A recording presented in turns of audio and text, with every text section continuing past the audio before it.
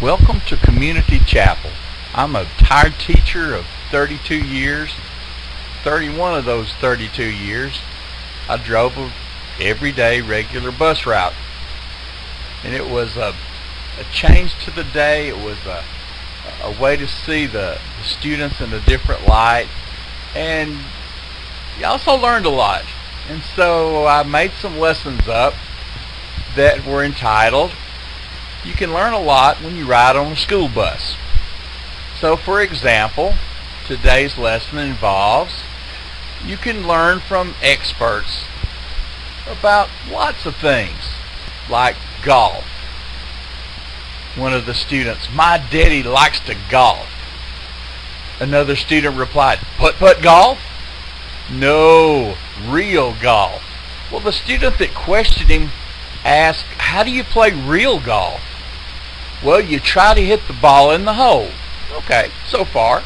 Well, the young lady asked, "What are the rules?" And he replied, "Well, here's the main one. You get 3 tries and then you're out." And he was absolutely sure that he was right. Then the young lady said, "Well, what happens if I get a hole-in-one on every try?" And she was absolutely sure that she could get a hole-in-one on every try. Our little wannabe Tiger Woods. Well, when you're clueless and you're overconfident, well, that equals, well, let me tell you what it equals. 1 Corinthians chapter 10, verse 12. "So if you think you are standing firm, be careful that you don't fall." It's really easy to fall. Another version says, "Don't be so naive and self-confident. You're not exempt. You could fall flat on your face as easily as anyone else." Like this guy.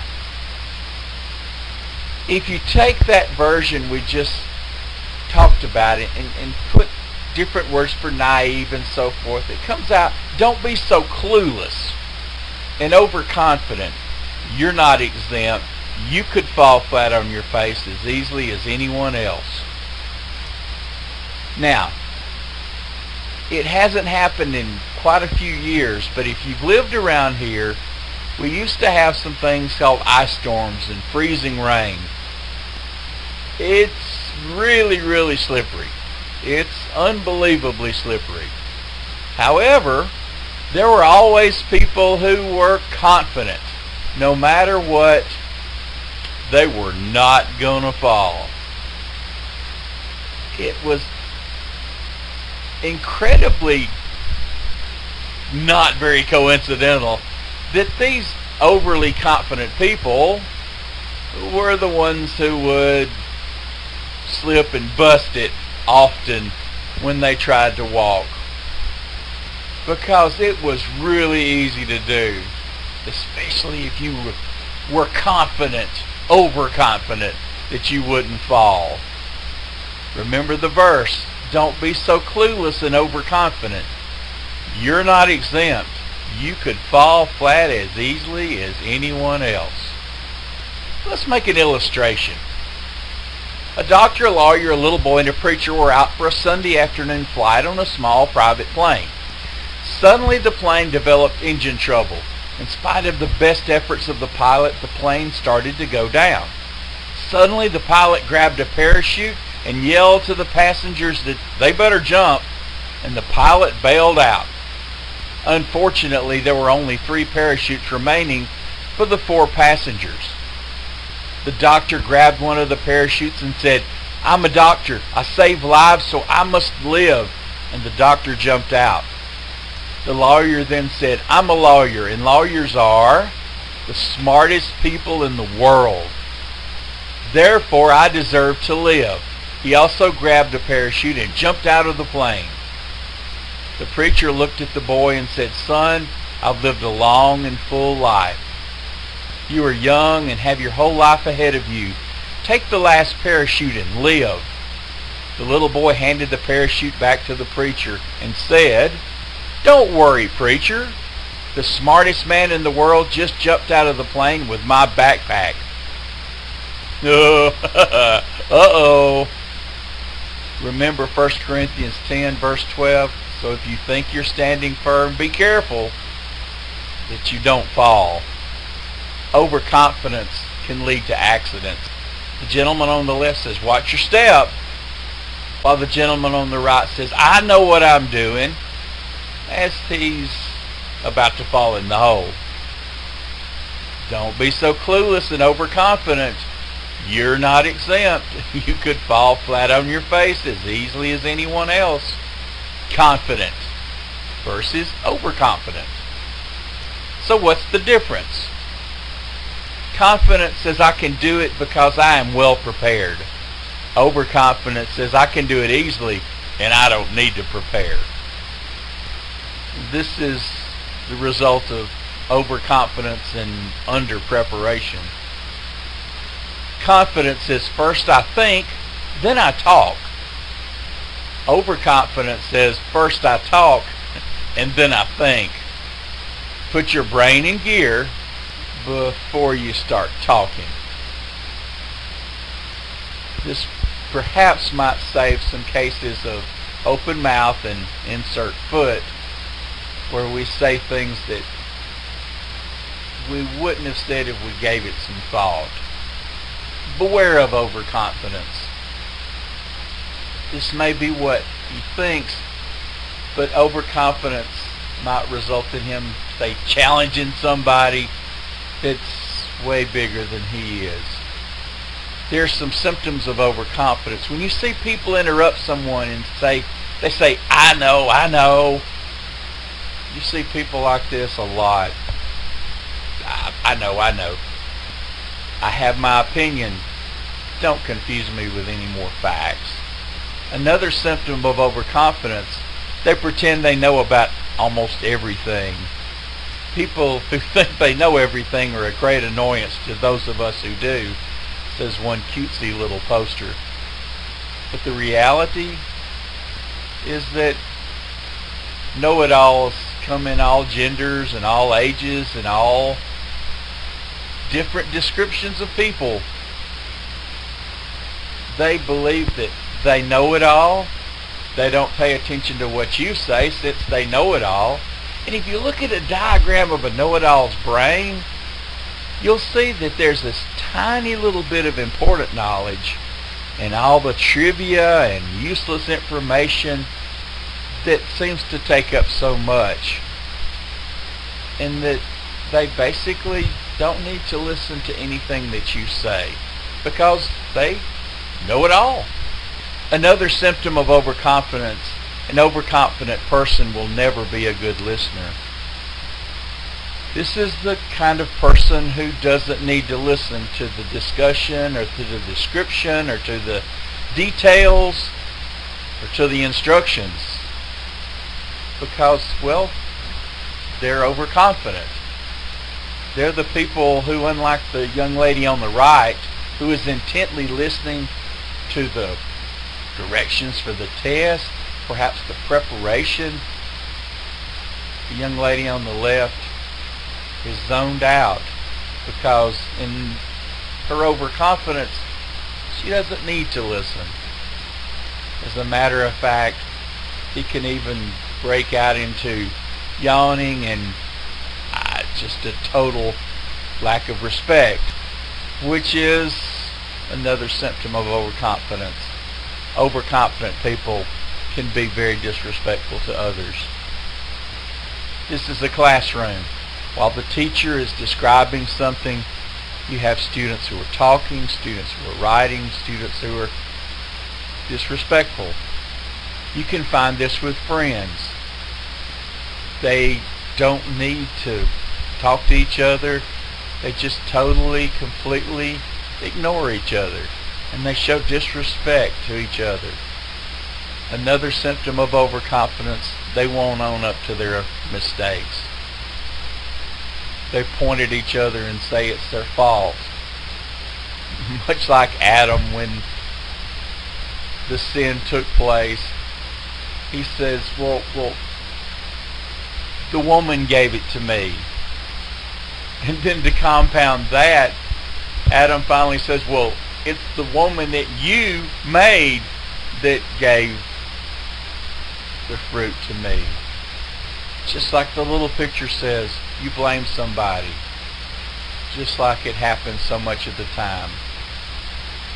They won't accept any responsibility. I like the little sign on the left. It's his fault. It's her fault. It's their fault. It's not me. It's not me. It's not my fault. So these are some symptoms of overconfidence. When you interrupt someone and say, I know. When you pretend you know about almost everything. A know-it-all. An overconfident person will never be a good listener simply because they don't think they need to be. They can be disrespectful and they don't own up to their own mistakes. Therefore, learn from your mistakes. This is a lesson that we can get. Learn from your mistakes. Not accepting criticism. Those with overconfidence have trouble accepting criticism, so much so that they can overlook their weaknesses. We all have them. But if you're overconfident, you may not believe you really do. This is one of my favorite little pictures. This gentleman is fluffy, large. What do you mean I won't make a good jockey for a racehorse? I'm perfect to be a jockey. Well, in all honesty, he's not perfect. But when you're overconfident, you believe you are. Despite an obvious weakness, they reflect a firm faith in being superior to all. So in their mind, he would make a great jockey. The reality, he'd make a terrible jockey. But that's what comes with overconfidence. So for example, student says, I'm gonna be first chair in the band. Well, they may think about it, but they don't practice. They don't put extra time and preparation. They don't play extra scales. All the different things that come from having to be prepared to be first chair. Or, I'm going to be on the team. I'm going to be a starter. I'm going to be a star. The problem is, they may think about it, but they don't put any extra time. They don't go to camp. They don't do anything that prepares them to make the team or be a starter. I'm going to be all A's. I'm going to be the best student in the class. I want to be the valedictorian. If that's all you do is dream about it, that's all he did was to dream about it. And if you look at the little thing on the left, all of these things he missed out on. He didn't make first chair. He wasn't the highest grades or even the top 10 or even all the honor roll in class. He didn't make the team. And can't understand how in the world I missed. Confidence is the key to success, but overconfidence is the key to failure. This is a leap of overconfidence. It's not even close. What gives real confidence? Preparation. Practice does make perfect. The best way to build confidence is to work hard at it. Many say lots of practice will almost always beat natural talent. Hard work beats talent when talent doesn't work hard. One of the junior high teams one year at school put this on their t-shirts. Success is 10% inspiration, 90% perspiration, 100% dedication. Learn something new every day. You learn something every day if you pay attention. Therefore, note to self, pay attention. Participatory learning. Participate. Be involved. Take notes. Our preacher, Brother Alex, Brother Scott, always emphasize, take notes.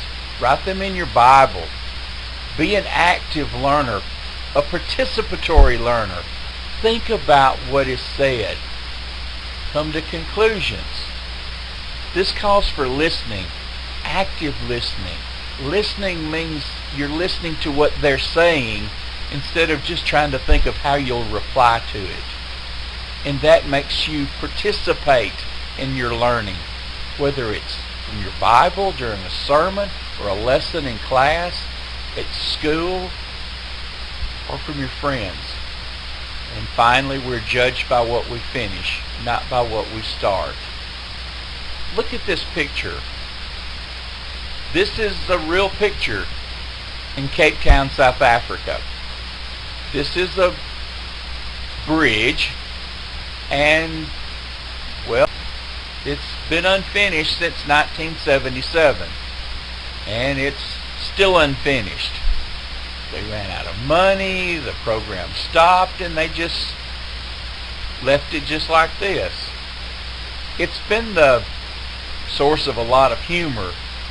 On the other hand, it's not the only place. This is a bridge in Germany. Since 1978, when it was finished, it's never had a car on it. It's never had a road attached to it. It's been just like this. In Brazil, they were going to build a road across an elevated highway across the jungle. After they started this section, they decided to move it to the coast nearby, and they left this section unfinished. Finish what you start. Take pride in your work. Take pride in everything that you do. Colossians 3:23 says, remember you're working for the Lord. So do your best in everything that you do. And remember, compare yourself to you. Is that the best you can do? And that varies by people. So always do your best. And when you've done your best, you can take pride in that. That is real confidence. I appreciate you listening. I hope we can meet again and have another lesson, and that we can learn from lessons that we can learn from a school bus. And thank you.